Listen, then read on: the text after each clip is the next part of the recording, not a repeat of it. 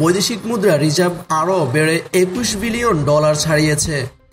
Asian development ব্যাংকের এডি ঋণের $50 কোটি যোগ হওয়ার পর রিজার্ভ দাঁড়িয়েছে $21.33 বিলিয়ন।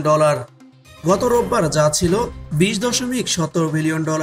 এর আগে এশিয়ান ক্লিয়ারিং ইউনিয়নে সেপ্টেম্বর-অক্টোবর সময়ের $1.5 বিলিয়ন পরিশোধের পর গত 11 নভেম্বর রিজার্ভ নেমেছিল $18.46 বিলিয়নে। এ নিয়ে 18 দিনে রিজার্ভে নতুন করে যোগ হলো $2.87 বিলিয়ন। শীঘ্রই বিশ্ব ব্যাংকের আরও $1 বিলিয়ন রিজার্ভে যোগ হবে বলে জানিয়েছে সংশ্লিষ্টরা।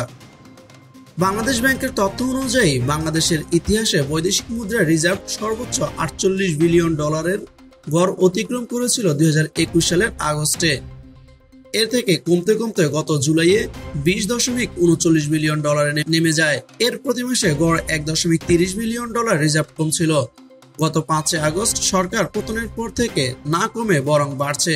মূলত ঋণ জালিয়াতি ও অর্থ পাচার ঠেকাতে কেন্দ্রীয় ব্যাংকের কঠোর অবস্থান, ব্যাংক খাতে সুশাসন ফেরানোর চেষ্টা, রিজার্ভ থেকে ঢালাওভাবে ডলার বিক্রি বন্ধ সহ বিভিন্ন কারণে হুন্ডি চাহিদা কমে ব্যাংকিং চ্যানেলে এভাবে রেমিটেন্স বাড়ছে।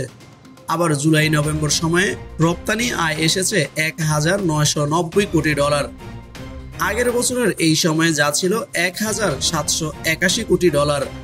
এর মানে 5 মাসে রপ্তানি বেড়েছে 11.76%। এসব কারণে এভাবে রিজার্ভ বাড়ছে।